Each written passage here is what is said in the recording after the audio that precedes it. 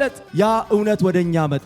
አምላካችን የሰጠን ሕይወት የከበረ ሕይወት ነው። አንድ ሥራ ብቻ ነው የሚጠበቅባችሁ፣ በአዲስ ሕይወት ሊያመላልሰን በኢየሱስ ክርስቶስ እውነተኛ ሕይወት ነው። ሌባው ለራሱ ነው የሚመጣው። የተቀበልነው ሕይወት ከክርስቶስ ያገኘነው ሕይወት ተራ ሕይወት አይደለም። በላከው በኢየሱስ ክርስቶስ ማመን።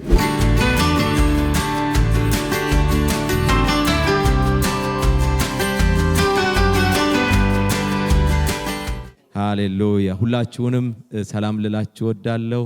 እንዲሁም ደግሞ በዚህ በአካል ያላችሁ በቀጥታ ስርጭት እየተከታተላችሁን ያላችሁ በዚህ የመንፈስ ቅዱስ ምሽት አብራችሁን እያመለካችሁ የእግዚአብሔርን ቃል ለመስማት የተዘጋጃችሁ ሁላችሁም በጌታ በኢየሱስ ስም ሰላም ብያችኋለሁ። እንግዲህ እግዚአብሔር ሁልጊዜም ይሄን እድል ሲሰጠኝ እንደ ትልቅ እድል ቆጥሬ ነው የምቆመው። ጌታ ስሙ ይባረክ። እግዚአብሔር እና ቤተክርስቲያን ይሄን እድል ስለሰጠችኝ ቤተክርስቲያንን ላመሰግን እወዳለሁ። ክብር ለስሙ ይሁን። ሃሌሉያ።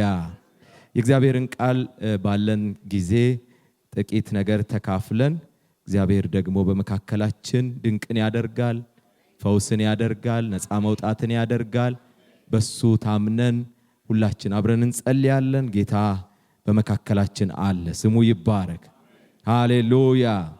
ዛሬ የእግዚአብሔርን ቃል እውነተኛው ሕይወት ተገልጧል በሚል ርዕስ እንነጋገራለን። እውነተኛው ሕይወት ተገልጧል። ክብር ለስሙ ይሁን።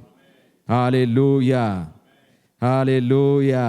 የእግዚአብሔርን ቃል የአንደኛ ዮሐንስ መልእክት ምዕራፍ 5 ከቁጥር 20 ያለውን ሐሳብ አነብና ወደ መልእክቴ እገባለሁ። እንደዚህ ይላል፣ አነበዋለሁ። የእግዚአብሔር ልጅ እንደመጣ እውነተኛውም የሆነውን እናውቅ ዘንድ ልቦናን እንደሰጠን እናውቃለን። እውነተኛውም በሆነው በእርሱ አለን፣ እርሱም ልጁ ኢየሱስ ክርስቶስ ነው። ክብር ለስሙ ይሁን። እሱ እውነተኛ አምላክና የዘላለም ሕይወት ነው። ክብር ለስሙ ይባረክ። እውነተኛው ሕይወት ተገልጧል በሚል ርዕስ እናያለን። እውነተኛ ሕይወት ጌታ ኢየሱስ ክርስቶስ ነው። በዚህ ክፍል እንዳያችሁት እርሱ የዘላለም አምላክና የዘላለም ሕይወትና እውነተኛ አምላክ ነው ብሎ ይነናል እዚህ መልእክት ላይ። ክብር ለስሙ ይሁን። ሃሌሉያ። እውነተኛ ሕይወት በምድር ላይ ወይም ደግሞ በየትኛውም አቅጣጫ ብታዩ ጌታ ኢየሱስ ክርስቶስ እግዚአብሔር ያዘጋጀው እውነተኛ ሕይወት ለኛ ወደ ምድር የመጣ የተገለጠ የመጀመሪያው የሱ ደቀ መዛሙርት የመሰከሩለት የዮሐንስ መልእክት ላይ አሁንም ምዕራፍ 1 ላይ ሄደን ብናየው እንደዚህ የሚል ቃል ታገኛላችሁ። ይሄን እውነተኛውን ሕይወት መገለጡን ሲነግሩን ቁጥር 1 ጀምሮ እንደዚህ ይላል፣ ስለ ሕይወት ቃል ከመጀመሪያው የነበረውን ስለምን ቃል? ስለ ሕይወት ቃል፣ ሕይወት ሰጪ ስለሆነው ቃል መጀመሪያ የነበረውን ጥንትም የነበረው ማለት ነው። ተገልጦ ብቻ ሳይሆን ከዛ በፊት ከመገለጡም በፊት ከመታወቁም በፊት የነበረውን የሰማነውን በዓይኖቻችንም ያየነውን የተመለከትነውን እጆቻችን የዳሰሱትን እናወራለን። ስለምን ቃል? ስለ ሕይወት ቃል። ከዛም 2 ቁጥር ላይ ሄዳችሁ ስታዩት ሕይወትም ተገለጠ ይላል። ክብር ለስሙ ይሁን። ያ ሕይወት በፊት ሰምተነው የነበረው ሕይወት፣ በፊት በመጀመሪያ የነበረው ሕይወት ደግሞም ወደኛ የመጣው በዓይናችን በዚህ በአካል ባለው ዓይናችን ፊዚካል በሆነው ዓይናችን ያየነው ሕይወት የሕይወት ቃል ደግሞም የዳሰስነው የተመለከትነው ማለት የራሳችን ያደረግነው ልባችን ውስጥ የገባው ትኩረት ያደረግነው ያስተዋልነው የተረዳነው የሕይወትን ቃል እናወራለን። እሱ ምን ብሏል? ሕይወትም ተገለጠ አይተንማል። ክብር ለስሙ ይሁን። እንመሰክርማለን ከአብ ዘንድ የነበረው ለኛም የተገለጠውን የዘላለም ሕይወት እናወራላችኋለን ይላል። ክብር ለስሙ ይሁን። ቅድም ባነበብኩላችሁ ምዕራፍ 5 ቁጥር 20 ላይ ሄዳችሁ ስታዩት ሚለን ደግሞ የእግዚአብሔር ልጅ እንደመጣ እንደተገለጠ ይነግረናል። እውነተኛውም የሆነውን እናውቅ ዘንድ ማለት የእውነተኛው ሕይወት ይሄ የተገለጠው ሕይወት እሱን ራሱ እናውቅ ዘንድ ልቦናን የሰጠን ይላል። ማለት ሕይወት የተገለጠ ሕይወት ነው። ይሄ ሕይወት እንዲሁ የመጣ ሕይወት ሳይሆን በመገለጥ ወደኛ የደረሰ ሕይወት ነው። ከዛ በፊት የነበሩ ሰዎች ያላወቁት ደግሞም አሁን እንኳን በሕይወት ያሉ ሰዎች በሚሊዮን የሚቆጠሩ ሰዎች ያልተገለጠላቸው ነገር ግን ለኛ የተገለጠልን እውነተኛው ሕይወት ኢየሱስ ክርስቶስ ተገልጦልናል። ስሙ ይባረክ። ሕይወት ሲመጣ ነው ያ ተወስዶ የነበረው፣ ጠፍቶ የነበረው፣ ሞቶ የነበረው፣ ተስፋ አጥቶ የነበረው፣ ደርቆ የነበረውን ሕይወት የመለሰው ያ እውነተኛው ሕይወት በእግዚአብሔር ዘንድ የነበረው መጀመሪያ የነበረው ሕይወት ከእግዚአብሔር ጋር የነበረው ሕይወት ከአብ ጋር የነበረው ሕይወት ተገለጠ፣ መጥቶ ታየ። የሱ መገለጥ ይዞት የመጣው ሕይወትን ነው። ክብር ለስሙ ይሁን። ምን አይነት ሕይወት ካላችሁኝ እውነተኛውን ሕይወት፣ ሃሌሉያ፣ ዘላለማዊውን ሕይወት፣ ሰማያዊውን ሕይወት፣ በአብ ዘንድ የነበረውን ሕይወት፣ የእግዚአብሔርን ሕይወት፣ ትክክለኛውን ሕይወት፣ እውነተኛውን ሕይወት ይዞ የመጣው እውነተኛው ሕይወት የተገለጠው ጌታ ኢየሱስ ክርስቶስ እንደሆነ በዚህ ክፍል ታያላችሁ። እውነተኛ ሕይወት ለሰው ልጆች እግዚአብሔር በልጁ በኢየሱስ ክርስቶስ በኩል ይዞት የመጣው ያቀረበው ሕይወት ነው። እውነተኛ ሕይወት ይሄ እውነተኛ ሕይወት የተትረፈረፈና የዘላለም ሕይወት ነው። ቅድም እንዳነበብኩላችሁ በእግዚአብሔር በእንጀራ ብቻ ማይኖር ነገር ግን ከእግዚአብሔር አፍ በሚወጣ ቃል ሁሉ የሚኖር ሕይወት ነው እውነተኛ ሕይወት። ያ ሕይወት ነው ለኛ የተገለጠልን። ያ ሕይወት ነው ለኛ የበራልን። ያ ሕይወት ነው ወደኛ አድራሻ የመጣው። ያ ሕይወት ነው እያንዳንዳችንን ያገኘው። ክብር ለስሙ ይሁን። ስሙ ለዘላለም ይባረክ። ጌታ ኢየሱስ ክርስቶስ ሲመጣም ዮሐንስ ወንጌል ምዕራፍ 10 ላይ እንደምታውቁት ሌባው ይላል፣ ሌባው ሊሰርቅ ሊያርድ ሊያጠፋ እንጂ ለሌላ አይመጣም። ሰልፊሽ ነው ሌባው ለራሱ ነው የሚመጣው፣ ለመስረቅ ነው የሚመጣው፣ ሊያርድ ነው የሚመጣው፣ ሊያጠፋ ነው የሚመጣው። ግን ደግሞ ይሄ እውነተኛው ሕይወት ሲገለጥ ለምን መጣ ብላችሁ እዛ ክፍል ላይ ስታዩት የእግዚአብሔር ልጅ እኔ ግን ሕይወት እንዲሆን ኢየሱስ የተገለጠው ሕይወት እንዲሆንልን ነው። የሞተው ነገራችን እንዲያብብ ነው። የደረቀው ነገራችን እንዲለመልም ነው። የተቋረጠው ከሱ ጋር የነበረ ንብረታችን እንዲፈወስ ነው። ኢየሱስ ሲገለጥ ወደዚህ ሲመጣ ለምንድን ነው የመጣው ብላችሁ ከጠየቃችሁ ሕይወት እንዲሆንልን ነው የመጣው። እውነተኛው ሕይወት እንድንገናኝ፣ እውነተኛውን ሕይወት እንድናውቅ፣ እውነተኛው ሕይወት ሕይወታችንን እንዲያለመልመው፣ የዘላለም ሕይወት የሆነው ኢየሱስ ክርስቶስ፣ የሕይወት ምንጭ የሆነው ኢየሱስ ክርስቶስ ራሱ ደግሞ ሕይወት የሆነው ሕይወት ሰጪው ደግሞም ሕይወት ላለ ሁሉ ሕይወትን የሰጠ ሕይወትን የፈጠረው ራሱ ተገለጠልን። ስሙ ለዘላለም ይባረክ። ብቻ በሱ አይተውም። ይሄ ሕይወት ምን እንዲሆንላችሁ መጣው ይላል? እንዲበዛላችሁ መጣው፣ እንዲትረፈረፍላችሁ፣ አባንደንትሊ በሕይወታችሁ እንዲገለጥ መጣው ይላል። ክብር ለስሙ ይሁን። ያን መምጣቱን ስታስቡት ሌባው ሰልፊሽ ነው።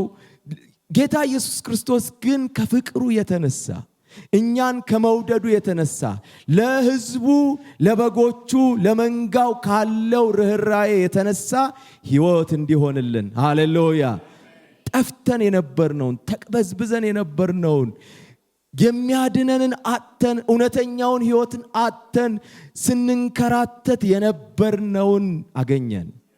ክብር ለስሙ ይሁን። ስሙ ለዘላለም የተባረከ ይሁን። እግዚአብሔር አብ ራሱ ደግሞ ይህንን ሕይወት ሲልክልን የሱን ፍቅር ታያላችሁ። ዮሐንስ ወንጌል ምዕራፍ 3 ቁጥር 16 በእርሱ ለሚያምን ሁሉ የዘላለም ሕይወት እንዲኖረው እንጂ ምን እንዲኖረው? የዘላለም ሕይወት። ያ ሕይወት የእግዚአብሔር ሕይወት ነው። ያ ሕይወት እውነተኛ ሕይወት ነው። ያ ህይወት ማንም ጋር የማታገኙት ህይወት ነው። ስለዚህ ጌታ እግዚአብሔር ራሱ በሱ በልጁ አማካኝነት የሚያምኑ ሁሉ የዘላለም ህይወት እንዲኖራቸው እንጂ እንዳይጠፉ አንድያ ልጁን እስኪሰጥ ድረስ ምን ብሏል? እንዲሁ ዓለምን ወዷል። እንዲሁ እግዚአብሔር ወዶናል። ለምን? ህይወትን ሊሰጠን፣ ያውም የዘላለምን ህይወት። ክብር ለስሙ ይሁን።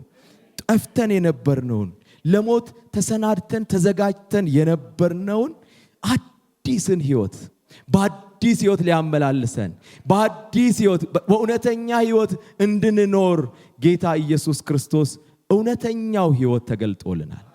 ክብር ለስሙ ይሁን። ሃሌሉያ! ስሙ ለዘላለም የተባረከ ይሁን። ጌታ ኢየሱስ ክርስቶስ ቅድም እንዳልነውም የህይወት ምንጭ ወይም ደግሞ የህይወት ቃል ነው። ኢየሱስ መጽሐፍ እንደሚለን ቃል በእግዚአብሔር ዘንድ የነበረው ቃል፣ ያ ቃል እግዚአብሔር የነበረው ቃል ደግሞም በሱ ውስጥ ህይወት ነበረ፣ ህይወትም የሰው ብርሃን ነበር የተባለው ጌታ ኢየሱስ ክርስቶስ ህይወትን ይዞልን መጣ። ክብር ለስሙ ይሁን። ሃሌሉያ! እርሱ የዘላለም ህይወት ነው። ጌታ ኢየሱስ ክርስቶስ በስጋ የተገለጠ እውነተኛው ተጨባጭ የሆነው የእግዚአብሔር የዘላለም ህይወት ነው። ክብር ለስሙ ይሁን። እርሱ የህይወት ምንጭ ነው። እሱ በህይወት ሁሉ ላይ ስልጣን ያለው ነው። እሱ የትንሣኤ ህይወት ነው። እሱ ህይወትን ሁሉ የፈጠረ የማይለወጥ ጅማሬ የሌለው ፍጻሜ የሌለው የህይወት ምንጭ ነው። ለኛ የተገለጠልን የዘላለም ህይወት ነው። ክብር ለስሙ ይሁን። ሃሌሉያ! ስሙ ይባረክ። እሱ ህይወታችን ነው። ህይወታችን ሊሆን ተገልጦልናል። እሱ የኛ ህይወት ለመሆን እሱ እውነተኛ ህይወት ሊሆነን ተገልጦልናል። ስሙ ይባረክ። ጌታ ኢየሱስ ክርስቶስ የምንኖርበት የምንንቀሳቀስበት ደግሞም ያለንበት ህይወታችን ነው። ክብር ለስሙ ይሁን። ይሄ ህይወት የተገለጠው ታዲያ ለምንድን ነው ብለን ስንጠይቅ የእግዚአብሔር ህይወት ወይም ደግሞ እውነተኛው ህይወት ጌታ ኢየሱስ ክርስቶስ የዘላለም ህይወት የትም የማናገኘው ህይወት ለምን ተገለጠ ብለን ስንጠይቅ የመጀመሪያው ሙት የነበረውን ህይወታችንን ሕያው ሊያደርገው። ሃሌሉያ! በሰማያዊ በመንፈሳዊ ሞት ውስጥ የነበረውን ህይወታችንን እንደገና ነፍስ ሊዘራበት አዲስ ህይወት ሊሰጥበት ተገለጠልን። ስሙ ይባረክ። የእግዚአብሔር ቃል ኤፌሶን ምዕራፍ 2 ሄዳችሁ ስታዩ ቁጥር 5 ላይ ከወደደን ከትልቅ ፍቅሩ የተነሳ በበደላችን ሙታን እንኳን በሆንን ጊዜ፣ ሃሌሉያ! ከበደላችን የተነሳ ሙታን እንኳን በሆንን ጊዜ ከክርስቶስ ጋር ህይወትን ሰጠን ይላል። ሃሌሉያ! ሞት በህይወት ነው የተተካው። ያ ህይወት ደግሞ የዘላለም ህይወት ነው። ያ ህይወት የኢየሱስ ህይወት ነው። ያ ህይወት የአምላክ ህይወት ነው። ያ ህይወት እውነተኛ ህይወት ነው። እኛን ያገኘን ከሞት ወደ ህይወት ያሸጋገረን ህይወት ትልቅ እግዚአብሔር በየትኛውም ጊዜ ያልሰጠው ነገር ግን በልጁ ኢየሱስ ክርስቶስ ሥራ በኩል ለኛ ይዞ የመጣው ክብር ለስሙ ይሁን። ሃሌሉያ! ስሙ ይባረክ። ቅድም ባነበብንበት የአንደኛ ዮሐንስ መልእክት ምዕራፍ 1 ቁጥር 1 ላይ ቁጥር 3 ላይ ሄዳችሁ ስታዩ 4 ላይ ስታዩት ይሄንን እንናገራለን እናወራላችኋለን የህይወት ቃል የተገለጠውን ህይወት በመጀመሪያ የነበረውን ህይወት ከእግዚአብሔር አብ ጋር የነበረውን ህይወት ምናወራላችሁ ምክንያት አለን ይላሉ። ወረድ ብለን ስናነበው ክፍሉ ላይ እናገኛለን። ቁጥር ምዕራፍ 1ን ሄደን እንየው። ስለ ህይወት ቃል ከመጀመሪያ የነበረውንና የሰማነውን በዓይኖቻችን ያየነውን የተመለከትነውን እጆቻችንም የዳሰሱትን እናወራለን። ህይወትም ተገለጠ፣ አይተንማል፣ እንመሰክርማለን። ከአብ ዘንድ የነበረውን ለኛም የተገለጠውን የዘላለምን ህይወት እናወራላችኋለን። ክብር ለስሙ ይሁን። ለምን ካላችሁ እናንተ ደግሞ ከኛ ጋር ኅብረት እንዲኖራችሁ ያየነውንና የሰማነውን ለእናንተ ደግሞ እናወራላችኋለን። ኅብረታችንም ከአባት ጋር ከልጁም ከኢየሱስ ክርስቶስ ጋር ነው።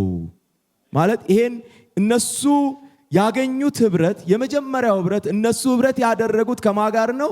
ከአብ ጋር ከልጁም ከኢየሱስ ክርስቶስ ጋር ኅብረት ማድረግ የቻሉት ይሄ የተገለጠው ሕይወት ነው የሰጣቸው። ሕይወት አጥቶ የነበረው የሰው ልጅ ከእግዚአብሔር ጋር ኅብረት ማድረግ የተሳነው የሰው ልጅ ሕይወትን ያገኘ ቀን ነው ከእግዚአብሔር ጋር ኅብረት ማድረግ የተቻለው።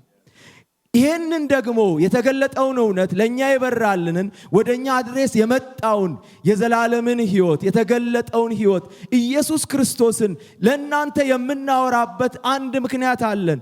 እናንተ ደግሞ እኛ ካገኘነው ከዚህ ኅብረት ጋር አንድ ትሆኑ ዘንድ። ለምን? በዚህ ኅብረት ውስጥ ያለውን የሕይወት እረፍት እንድታገኙ፣ በዚህ ኅብረት ውስጥ ያለውን የሕይወት ደስታ እንድታገኙ፣ እኛ እንዳረፍን፣ እኛ ከሞት እንደዳንን፣ በዚህ ሕይወት ውስጥ ሆነን ያንን ዋናውን እውነተኛውን ሕይወት እንዳገኘን ለእናንተ ደግሞ እንናገራችኋለን፣ ለእናንተ እንመሰክራለን፣ ሕይወት ተገልጧል ብለን እንነግራችኋለን። ምክንያቱም እናንተ ከእኛ ጋር ኅብረት እንድታደርጉ። ለምን? እኛ ከአብ ጋር ከልጁም ከኢየሱስ ክርስቶስ ጋር ኅብረት ማድረግ የቻልነው ይሄን ሕይወት ተካፍለን ነው። በዚህ በተገለጠው ሕይወት ነው። ክብር ለስሙ ይሁን።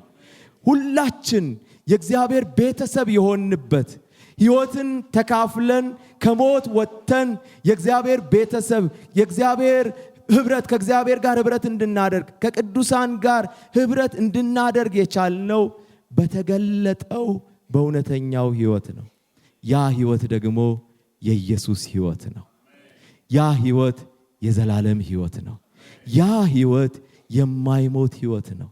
ያ ሕይወት ፈጽሞ በምንም የማይለወጥ የማይሻር ሕይወት፣ የማይቀር ሕይወት፣ የማይወድቅ ሕይወት ጌታ ኢየሱስ ክርስቶስ ለእያንዳንዳችን ይዞልን የመጣው ሕይወት ስሙ ለዘላለም ይባረክ።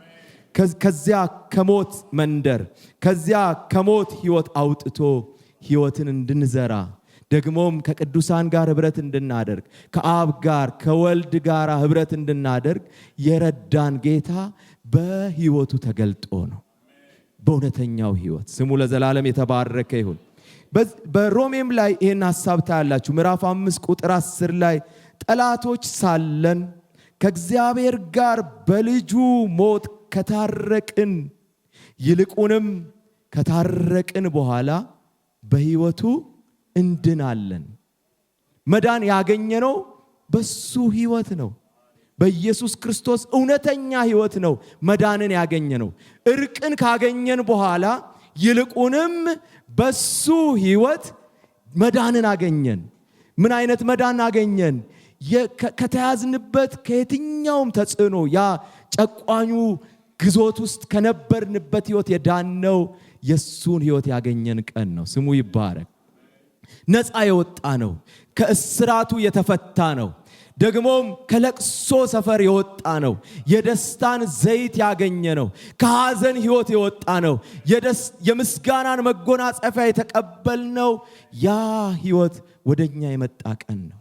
ጌታ ኢየሱስ ክርስቶስ ለአገልግሎት በመጣ ጊዜ የእግዚአብሔር መንፈስ በእኔ ላይ ነው አላር ቀብቶኛል፣ ድውያንን እንድፈውስ፣ የተሰበሩትን እንድጠግን፣ የታሰሩትን እንድፈታ፣ የተጨቆኑትን ነፃ እንዳወጣ ቀብቶኛል፣ የተወደደውን የእግዚአብሔርን ዓመት አውጅ ዘንድ ቀብቶኛል አለ። ያ ሕይወት ሲገለጥ ያ እውነት ወደኛ መጣ። ያ የምስራች ወደ እያንዳንዳችን ቤት መጣ። የወንጌል የምስራች የሕይወት ቃል ወደኛ መጣ።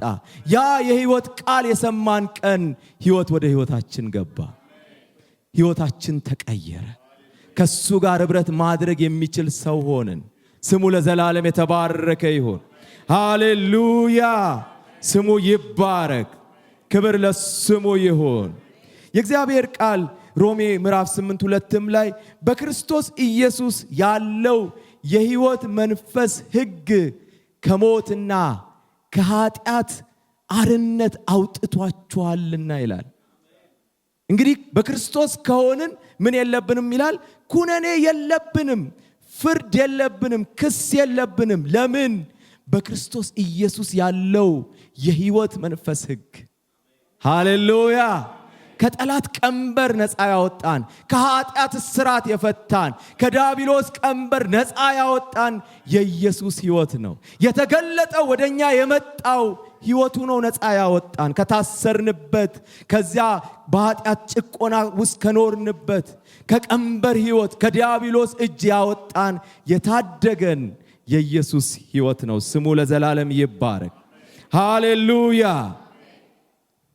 ደግሞም የእግዚአብሔር ቃል ዮሐንስ ወንጌል ምዕራፍ 6 ላይ ቁጥር 35 ላይ በልተነው ለዘላለም እንድንኖር ከሰማይ የወረደ እንጀራችን ነው ኢየሱስ፣ የሕይወት እንጀራ። ሃሌሉያ። በልተነው ለዘላለም እንድንኖረው የተሰጠን የሕይወት እንጀራችን ነው። ክፍሉን ስናነበው ኢየሱስም እንዲህ አላቸው፣ የሕይወት እንጀራ እኔ ነኝ። ወደ እኔ የሚመጣ ከቶ አይራብም፣ በእኔም የሚያምን ፈጽሞ አይጠማም። ሃሌሉያ። ጌታ ኢየሱስ እውነተኛ ሕያው እንጀራ ነው። ጌታ ኢየሱስ ሕይወት ሰጪ እንጀራ ነው። ወደሱ የመጣ ሁሉ ወደ እውነተኛው የሕይወት እንጀራ መጥቷል። ላይራብ፣ ነፍሱ ላትጠማ፣ ነፍሱ ላትከሳ፣ ነፍሱ ላትደርቅ፣ ሁልጊዜ በጥጋብ ልትኖር፣ ሁልጊዜ በእርካታ ልትኖር ወደ ኢየሱስ ክርስቶስ የመጣ ሁሉ ለምን? ኢየሱስ እውነተኛ መብል ነው። ኢየሱስ እውነተኛ እንጀራ ነው። የሕይወት እንጀራ ነው። የዘላለም የሕይወት እንጀራ ነው። ወደሱ የመጣ ሁሉ አይራብም። ወደሱ የመጣ ሁሉ አይጠማም። በሱ የሚያምን ፈጽሞ ነው የሚለው። ፈጽሞ በቃ ምንም ፐርፌክት ፍጽምናውን ማለት ምንም እንከን የሌለበት አይነት ማለት ነው። ፈጽሞ አይጠማም ወደሱ የመጣ፣ ፈጽሞ አይራብም ወደሱ የመጣ፣ ከቶ አይራብም፣ ረሃብ አይገጥመውም። እሱ እውነተኛ ሕይወት ነው። ክብር ለስሙ ይሁን። ሃሌሉያ። ስሙ ለዘላለም የተባረከ ይሁን። ይሄ እውነተኛ ሕይወት ወደኛ የመጣው ሕይወት የተገለጠው ሕይወት የራሳችን ያደረግን ደስተኞች እድለኞች ነን። እግዚአብሔር የተባረከ ይሁን። እግዚአብሔር ይህንን በመገለጥ ነው ወደኛ ያመጣው። በእኛ ብቃት በእኛ ብርታት አይደለም ከዚህ ሕይወት ጋር የተገናኘ ነው። ይህንን ሕይወት ብዙዎች ሲፈልጉት ሲያጠኑ ሲመራመሩ አላገኙትም። ለምን? ይሄ ሕይወት የተገለጠ ሕይወት ነው። በመገለጥ ወደኛ የመጣ ሕይወት ነው። መጽሐፍትን በማንበብ ወይም ደግሞ የተለያየ ነገሮችን በማድረግ አይደለም ወደ ሰዎች ሕይወት የሚመጣው። እግዚአብሔር ሲገልጥ የሚሆን ነው። እግዚአብሔር ለእያንዳንዳችን ሲያበራው የሚሆን ነው። ክብር ለስሙ ይሁን። ያበራልን እሱ ስሙ ይባረክ። ሃሌሉያ። ጌታ ኢየሱስ ክርስቶስ ዮሐንስ ወንጌል ምዕራፍ 6ን ሙሉን ስታነቡት ከዚህ ሐሳብ ጋር በስፋት የተገናኘ ነው። ቁጥር 27 ላይ ለሚጠፋ እንጀራ አትስሩ ይለናል። ቁጥር 27 ላይ 6 ለሚጠፋ እንጀራ አትስሩ ማለት እውነተኛ ሕይወት ለሌለበት ማለቱ ነው። የዘላለም ሕይወት ወይም ደግሞ የዘላለም መብል ላልሆነ ለጊዜያዊ መብል አትስሩ። ነገር ግን የሰው ልጅ ለሚሰጣችሁ፣ ቅድም እንዳልነው ኢየሱስ ሕይወት ሰጪ ነው። ኢየሱስ የሕይወት እንጀራ ነው። የሰው ልጅ ለሚሰጣችሁ ለዘላለም ለሚኖር ምግብ ስሩ ይለናል። ለዚህም እግዚአብሔር አብ ማረጋገጫ ማህተሙን በሱ ላይ አኑሮታል ይላል። ማለት ይሄ ሕይወት የተረጋገጠ ሕይወት ነው። ከአብ ዘንድ አፕሩቫል አግኝቶ የመጣ ሕይወት ነው። ስሙ ይባረክ። የማይወሰድ ሕይወት፣ ሁልጊዜም ለዘላለም የሚኖር ሕይወት። ለዚያ ስሩ። የሚጠፋው መብል አትስሩ ማለት እውነተኛ ላልሆነ ሕይወት አትኑሩ ማለቱ ነው። ለእውነተኛ ሕይወት ኑሩ። ለእውነተኛ ሕይወት ለመኖር ደግሞ ምን ማድረግ አለበት የሰው ልጅ ካልን የእግዚአብሔር ቃል በዚሁ መጽሐፍ የሚነግረን እውነት አለ። ቁጥር 28 ላይ ስትሄዱ እንደዚህ ይላል፣ እነሱም ታዲያ የእግዚአብሔርን ሥራ ለመስራት ምን ማድረግ አለብን ብለው ጠየቁ። የእግዚአብሔር ሥራ ለማይጠፋ ወይም ደግሞ ለዘላለም ለሚኖረው መብል ስሩ ነው አላቸው። ታዲያ እኛ ምንድነው ማድረግ ያለብን ብለው ጠየቁት። ቁጥር 28 ላይ ቁጥር 29 ላይ ስትሄዱ ኢየሱስም እርሱ በላከው ታምኑ ዘንድ ይህ የእግዚአብሔር ሥራ ነው ሲል መለሰላቸው። ምናልባት በዚህ ጉባኤ ያላችሁ አንድ ሥራ ብቻ ነው የሚጠበቅባችሁ፣ በላከው በኢየሱስ ክርስቶስ ማመን። ምንም ሥራ አይጠበቅም ማለት ብዙ መድከም አይጠበቅባችሁም። በላከው በማን ማመን? በኢየሱስ ክርስቶስ ማመን። ለምን? እሱ ሕይወት ሰጪ ነው። እሱ ሕይወት ነው። እሱ ሕይወትን ይዞ የመጣ የእግዚአብሔር ሕይወት ነው። የመለኮት ሕይወት ነው። እሱ ሕይወት እውነተኛ ሕይወት ነው።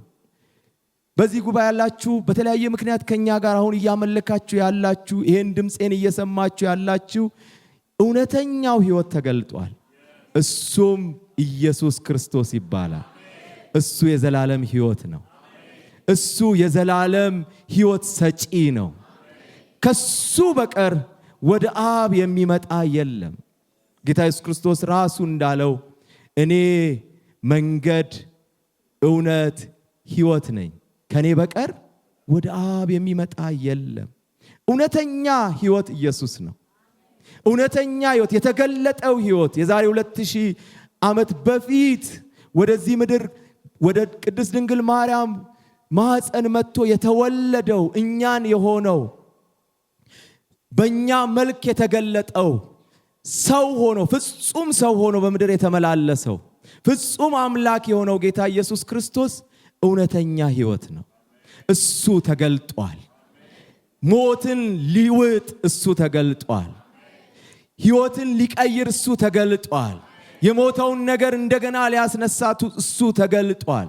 ስሙ ለዘላለም የተባረከ ይሁን። ስለዚህ እግዚአብሔር ከሰዎች የሚፈልገው በጎ ሥራ የዘላለምን ሕይወት በሚሰጠው በኢየሱስ ክርስቶስ ማመን ብቻ ነው። የዘላለም ሕይወት ደግሞ በክርስቶስ ላይ ባለን እምነትና ከሱ ጋር ባለን ኅብረት የሚገኝ ሕይወት ነው። ይሄን ደግሞ እግዚአብሔር የፈቀደው ጉዳይ ነው። በጣም የሚደንቀው እዚሁ መጽሐፍ ላይ ቁጥር 40 ላይ ሄዱና ስትመለከቱት ምን ይላል? የአባቴ ፈቃድ ወልድን አይቶ በእርሱ የሚያምን ሁሉ የዘላለም ሕይወት እንዲኖረው ነው፣ እኔም በመጨረሻው ቀን አስነሳዋለሁ። በጣም የሚደርቅ እኮ ነው። ይሄ የተገለጠውን ሕይወት ስታዩት እግዚአብሔር አብ የፈቀደው ጌታ ኢየሱስ ክርስቶስ ደግሞ ለማስነሳት ቃል የገባበት ማለት ነው። ለምን? እሱ መጥቶ ያንን ሲፈጽም የመስቀልን ሞት ሲሞት ያንን ሞት መከራ ሲቀበል ይሄን እርግጠኛ ሆኖ ነው አስነሳዋለሁ። ለምን? ወደ እኔ የመጣውን በእኔ የሚያምነውን እሱን አልጥለውም፣ አልተወውም፣ ለዘላለም አይጠፋም ያለውም ለዛ ነው። ለምን? ሕይወቱን ከፍሎበታል። ሕይወቱን አምጥቶ እውነተኛውን ሕይወት አፍስሶበታል። አብ ደግሞ ይሄንን አረጋግጦታል። ጌታ ስሙ ይባረክ። የአባቴ ፈቃድ አለ ጌታ ኢየሱስ ክርስቶስ። አዲሱ መደበኛ ነው ይሄ ያነበብኩት። የአባቴ ፈቃድ ወልድን አይቶ በሱ የሚያምን ሁሉ ሃሌሉያ። ይሄ እኮ ትልቅ ዕድል ነው። ምናልባት እዚህ እየሰማችሁን ያላችሁ ዕድለኞች ናችሁ። አብን አይቶ ልጁን አይቶ የሚያምነውን ሊያጸድቀው ሕይወትን ሊሰጠው ይህን የዘላለም ሕይወት የሱን ሕይወት ሊያካፍለው አብ ፈቃደኛ ነው። ሃሌሉያ ስሙ ለዘላለም ይባረክ። ስለዚህ ሮጦ መውሰድ ነው ያለበት። ሰው አትስራ በቃ እኔ በላኩት በልጄ እመን ብቻ ካለ ለምን እንደሚደክም አናቅም። በእርግጥ እግዚአብሔር ብርሃን ያስፈልገዋል። ይሄ ደግሞ የኛ ድርሻ ነው። እኛ የበራልን ሰዎች ቅድም እነ ዮሐንስ ሲናገሩት የነበረውን ይሄንን የሕይወት ቃል ይሄን የተገለጠውን ሕይወት እናወራላችኋለን፣ እንመሰክርላችኋለን፣ እንናገራችኋለን ማለት ይሄን ይፈልጋል። የኛ ድርሻ አለበት። እኛ ይሄንን ሕይወት ሰምተን ቀምሰን ዳሰን የኛ አድርገን ብቻ የምንተወው ህይወት አይደለም። ይሄ ህይወት እኛን የቀየረ ህይወት፣ የኛን ህይወት ያለመለመ ህይወት፣ የኛን ሙት ነገር ያው ያደረገ ህይወት ነው። የከበረ ህይወት ነው። ደግሞም አብ የተስማማበት ያረጋገጠው ህይወት ነው። ጌታ ኢየሱስ ክርስቶስ ሊያስነሳው ቃል የገባበት ህይወት ነው። ያ ህይወት ነው እኛ ጋር የመጣው። ይሄን ህይወት ያየነውን ህይወት የተመለከትነውን ህይወት የዳሰስነውን ህይወት የራሳችን ያደረግነውን ህይወት ዝም አንልም፣ ከመናገር አንተውም። እነዚያ ደቀ መዛሙርት ተገርፈው በብዙ ስቃይ ወህኒ ቤት ከተጣሉ በኋላ መልአኩ መጣና በሩን ከፍቶ አስነሳቸው። ይሄንን የህይወት ቃል ሄዳችሁ አለ ቆማችሁ እዛው መቅደሱ ላይ ቤተ መቅደሱ ላይ ትናገራላችሁ አላቸው። እነሱ ዘግተናል ብለው በዚያ በጣም ተኩራርተው በኋላ ላይ ሰዎቹ መቅደስ ሄደው ሲሰብኩ አገኟቸው። ይሄንን የህይወት ቃል፣ ይሄ እውነተኛውን ህይወት ኢየሱስ ክርስቶስን ሲሰብኩት አገኟቸውና አመጧቸው ወደ እነሱ። ሐዋርያት ሥራ ምዕራፍ 5 ላይ ሄደን ስናነብ እዛ ክፍል ላይ ታገኛላችሁ። ምን ይላል? ይሄን የህይወት ቃል ከእግዚአብሔር ይልቅ ሰውን ልንታዘዝ አይገባንም አሉ። እኛ የምንታዘዘው እግዚአብሔርን ነው አሉ።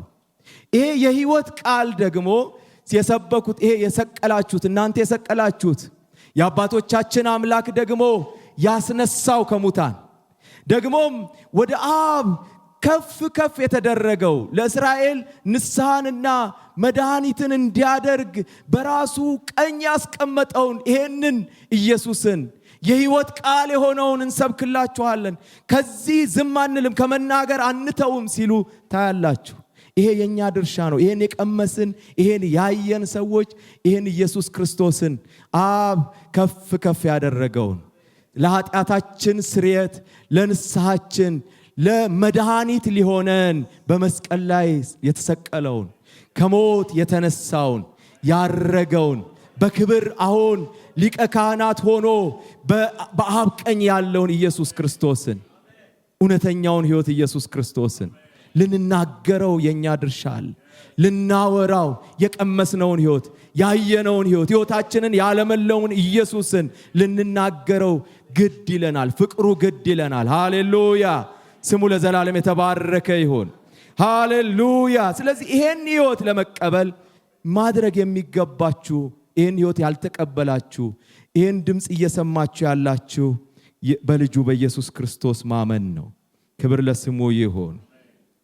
ሃሌሉያ!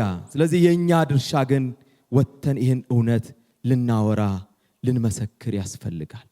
ይሄን ከዚህ ህይወት ጋር የተገናኘን ሁላችን ይሄን ህይወት የቀመስን ሁላችን በዚህ የእግዚአብሔር ብርሃን የእግዚአብሔር የህይወት ቃል ወደኛ የመጣውን ይሄንን ህይወት እውነተኛውን ህይወት ሁልጊዜም በጥንቃቄ ልንይዘው ደግሞም ለሌሎችም በጥንቃቄ ልናቀርበው የተገባ ህይወት ነው።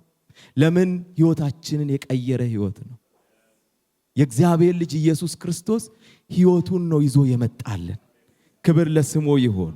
ስለዚህ እውነተኛውን ይሄንን ህይወት በቃሉ በኩል ወደኛ የመጣውን ይሄን ህይወት በእግዚአብሔር ቃል ላይ እንደሚለን የህይወትንም ቃል አጥብቀን ልንይዝ ይገባል። የህይወትን ቃል አጥብቀን ለሌሎች ልናቀርብ ይገባል። የፊልጵስዩስ መጽሐፍ ምዕራፍ 2 ቁጥር 14 ላይ እስከ 16 ክፍሉን ስታነቡት የምታገኙት እውነት በዚህ በጠማማና በክፉ ትውልድ መካከል ያለማንጎራጎር በምታደርጉትን ነገር ሁሉ ክፉ ባለማሰብ አድርጉት ካለ በኋላ የእውነትን ቃል እያቀረባችሁ የሚል ሐሳብ አለ። የእውነትን ቃል ወይም ደግሞ የህይወትን ቃል እያቀረባችሁ ይሄን የህይወትን ቃል የከበረውን የህይወትን ቃል እያቀረባችሁ በዓለም እንደ ብርሃን ትታያላችሁ። ስለዚህም በከንቱ እንዳልሮጥኩ በከንቱ እንዳልደከምኩ በክርስቶስ ቀን የምመካበት ይኖረኛል። አሁን ጳውሎስ ጋር ያለ ጉጉት ነው። ቅድም ያየናቸው ዮሐንስ ያለውን ሐሳብ አይታችኋል። እነሱ ይሄን የቀመሱትን ሐሳብ ለነሱ አካፍለዋል።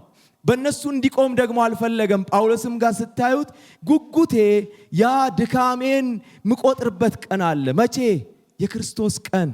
ክርስቶስ ጋር ስቀርብ ድካሜ ከንቱ እንዳልሆነ ማቀው፣ ድካሜ ሩጫዬ ከንቱ እንደሆነ እንዳልሆነ ማቀው መቼ ነው? ይሄን የሕይወት ቃል ስታቀርቡት ነው። ሌሎች አሉ ጌታ የቀጠረላቸው፣ ጌታ የያዘላቸው፣ እናንተ የተካፈላችሁትን ሕይወት እንዲካፈሉ የተቀጠሩ አሉ። እናንተ ያገኛችሁትን ይሄን ኅብረት እንዲያገኙ የተቀጠሩ አሉ። ለዛ የተከፈለላቸው አሉ። ኢየሱስ በሕይወት ተገልጦ ያንን ሕይወት እንዲያገኙ የሚጠበቁ አሉ። ስለዚህ ለዚህ ይሄንን የሕይወት ቃል እያቀረባችሁ፣ ሌላ ክፍል ላይ ደግሞ እየያዛችሁ ይላል። በሌላ ትርጉም ስታዩት እየያዛችሁ ማለት ከዚህ የሕይወት ቃል ጋራ ተጣብቃችሁ ከዚህ ሕይወት ጋራ በጣም ቁርኝት ፈጥራችሁ ይላል። ለምን? ይሄ የከበረ ሕይወት ነው። የተቀበልነው ሕይወት ከክርስቶስ ያገኘነው ሕይወት ተራ ሕይወት አይደለም። ይሄ እውነት፣ ይሄ የእግዚአብሔር የከበረ ቃል የገለጠልን ሕይወት የከበረ ሕይወት ነው። ስለዚህ ይሄንን ይፈልጋል፣ ራሱን ቃሉን ይፈልጋል። በቃሉ እውነት ሁልጊዜ ሊያዝ፣ የቃሉ እውነት ሁልጊዜ ለሌሎች እንዲተላለፍ ይፈልጋል። ለምን ብላችሁ ካላችሁ የሰማነው እምነታችን የተፈጠረው የሱን ቃል ሰምተን ነው። ሌሎችም ያለ ተናጋሪ ሳይሰሙ ሊድኑ አይችሉም። ሌሎች እንዲሰሙ ደግሞም እምነት እንዲፈጠርላቸው የግድኛ ይሄን ቃል ይዘን ወደ ሌሎች መሄድ አለብን። የመጀመሪያው እሱ ነው። እምነት የሚፈጠረው በዚህ የሕያው ቃል ዕውቀት ነው። የዚህ የሕያው ቃል ዕውቀት ብርሃን ሲመጣ ነው ሰው ወደ እምነት የሚመጣው። ይሄን ሲሰማ ነው። መስማትም ከእግዚአብሔር ቃል ነው አይደል የሚለን? እምነት ከመስማት ነው፣ መስማትም በእግዚአብሔር ቃል ነው። ስለዚህ ይሄንን የሕይወት ቃል፣ እኛ የደረሰንን የሕይወት ቃል፣ እኛ የተገናኘነውን የሕይወት ቃል እግዚአብሔር ስሙ ይባረክ። ወደኛ ይዞት ስለመጣው እውነተኛ ሕይወት ይሄ እውነት ነው ይዞት የመጣው የእግዚአብሔር ቃል ነው ወደኛ ይዞት የመጣው። ክብር ለስሙ ይሁን። ስሙ ለዘላለም የተባረከ ይሁን። ሃሌሉያ። ስለዚህ የሕይወትን ቃል አጥብቀን እያያዝን ለምን? ነፃነታችን ያለው በቃሉ ውስጥ ነው። ነፃነታችን ይብን እንኳን ያለው በቃሉ ውስጥ ነው። የእግዚአብሔር ቃል ዮሐንስ ወንጌል ምዕራፍ 8 ላይ ሄዳችሁ ስታዩ የምታገኙት እውነት አለ። ክብር ለስሙ ይሁን። ቁጥር 31 ላይ ዮሐንስ ወንጌል ምዕራፍ 8 ጌታ ስሙ ይባረክ ስለሰጠን የሕይወት ቃል ክብር ለስሙ ይሁን። ሃሌሉያ። ኢየሱስም ያመኑትን አይሁድ እናንተ በቃሌ ብትኖሩ በእውነት ደቀ መዛሙርቴ ናችሁ፣ እውነትንም ታውቃላችሁ፣ እውነትም አርነት ያወጣችኋል። ይሄ እውነት ነው አርነት የሚያወጣው። ስለዚህ የእግዚአብሔር ቃል በአጥብቀን መያዝ ያለብን አንዱ የአርነታችን መሳሪያ ነው። የእግዚአብሔር ቃል አርነት የምንወጣበት እውነት ነው። ሌላው ሕይወት የሚቀጥለው በቃሉ ውስጥ ነው። የእግዚአብሔር ቃል እንደሚናገር እንደምታውቁት ጌታ ኢየሱስ ክርስቶስ በምድረ በዳ ላይ ዲያብሎስ ሰይጣን ሲፈትን የተናገረው ሰው በእንጀራ ብቻ አይኖርም ከእግዚአብሔር አፍ በሚወጣ ቃል ሁሉ እንጂ ሲል ታያላችሁ። ስለዚህ የሰው ሕይወት ወይም ደግሞ ይሄ የተቀበልነው እውነተኛ ሕይወት መኖሪያው ምን ብቻ አይደለም? እንጀራ ብቻ አይደለም። ከእግዚአብሔር አፍ የሚወጣ የእግዚአብሔር ቃል ነው። ለዛ ነው ሁልጊዜም የእግዚአብሔርን ቃል አጥብቀን መያዝ የሚገባን። ሌላው ብርታት፣ ጽናት፣ ፍሬያማነት የምናገኘው በእግዚአብሔር ቃል ነው። ሁላችሁም የምታውቁት መዝሙረኛው ምዕራፍ 1 ከቁጥር 2 ጀምሮ ያለውን ሐሳብ ስትመለከቱ በዛ ክፍል ላይ ክፍሉን እናንብበው ብናቀውም ክብር ለስሙ ይሁን። ቃሉን በቀንና በሌሊት ያሰላስላል እያለም ይነግረን ሐሳብ አለ። ነገር ግን ይላል በእግዚአብሔር ሕግ ደስ ይለዋል፣ ሕጉንም በቀንና በሌሊት ያስባል። እርሱም በውሃ ፈሳሾች ዳር እንደተተከለች ፍሬዋን በየጊዜው እንደምትሰጥ ቅጠሏም እንደማይረግፍ ዛፍ ይሆናል። የሚሰራውም ሁሉ ይከናወንለታል። ክንውን፣ ልምላሜ፣ ብርታት፣ ጥንካሬ ያለው በእግዚአብሔር ሕያው ቃል ውስጥ ነው። ስለዚህ ይሄን አጥብቀን ልንይዘው ያስፈልጋል። ክብር ለስሙ ይሁን። ከእግዚአብሔር የተቀበልነውን ሕይወት ሁልጊዜም በዚህ በእግዚአብሔር ቃል ልንደግፈው፣ የእግዚአብሔርን ቃል ሁልጊዜ አጥብቀን ልንይዝ፣ ደግሞም የበራልንን የገባንን የተረዳነውን እውነት ለሌሎች ማካፈል ይጠበቅብናል። ክብር ለእግዚአብሔር ይሁን። ሃሌሉያ! ስሙ ለዘላለም የተባረከ ይሁን። ለምን? አምላካችንን ያስደስተዋል። አምላካችን የሚደሰተው በዚህ እውነት ነው። አምላካችን የሰጠን ሕይወት የከበረ ሕይወት ነው። እኛም ይህንን ሕይወት በክብር ልንይዘው፣ በጥንቃቄ ልንይዘው ይገባናል። ክብር ለስሙ ይሁን። ሃሌሉያ! መልእክቴን ጨርሻለሁ። ሁላችንም ቆመን ጌታን ስለዚህ እውነት እያመሰገንን ጌታ ኢየሱስን የግል አዳኛችሁ አድርጋችሁ ያልተቀበላችሁ ቀጥሎ ያለውን ጸሎት ከኔ ጋር በመጸለይ ወደ ሕይወታችሁ እንዲገባ አሮጌው ታሪካችሁ እንዲያቆም አዲስ ጅማሬ በሕይወታችሁ እንዲጀምር ማድረግ ትችላላችሁ። አሁን ይሄን አብረን እንጸልይ። እኔ የምለውን በማለት ኢየሱስን ወደ ሕይወታችሁ ጋብዙት። እግዚአብሔር አምላክ ሆይ ዛሬ ወደ አንተ ስለጠራኸኝ አመሰግንሃለሁ። እግዚአብሔር ሆይ እኔ ኃጢአተኛ ነኝ። ኃጢአቴን ይቅር በለኝ፣ መተላለፌን ደምስስልኝ። ክቡር በሆነው በልጅ በኢየሱስ ክርስቶስ ደም ከኃጢአቴ ሁሉ አንጻኝ። እግዚአብሔር ሆይ ዓለምን፣ ሰይጣንን፣ ሥራውን ክጃለሁ። ጌታ ኢየሱስ ክርስቶስን የሕይወቴ አዳኝና ጌታ አድርጌ ተቀብያለሁ። ኢየሱስ ክርስቶስ ከሙታን እንደተነሳ በልቤ አምናለሁ። ጌታም እንደሆነ በአፌ መሰክራለሁ። እግዚአብሔር ሆይ ስለተቀበልከኝ አመሰግንሃለሁ። አሁን ልጅህ ነኝ። ይህን ዕድል ስለሰጠኸኝ አመሰግንሃለሁ። አሜን አሜን።